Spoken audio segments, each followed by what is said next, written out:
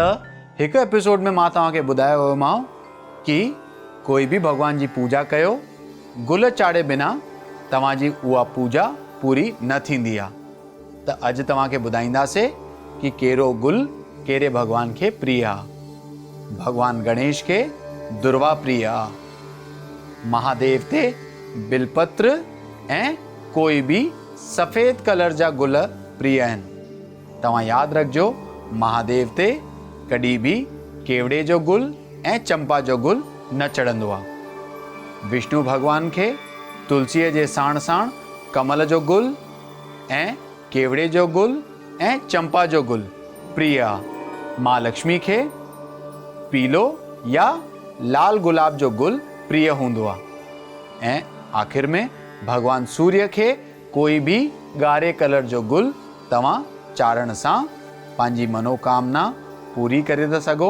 ऐं भॻवान खे प्रसन्न बि करे था सघो। त तव्हांखे यादि रखिणो आहे, जॾहिं बि तव्हां मंदिर में या भॻवान जी पूजा करण लाइ वियो, तव्हांखे थी सघे त उहे गुल चाढ़णा आहिनि जेके अॼु तव्हांखे ॿुधाया विया आहिनि। त भॻवान सदा ई तव्हांजे मथां प्रसन्न रहंदा।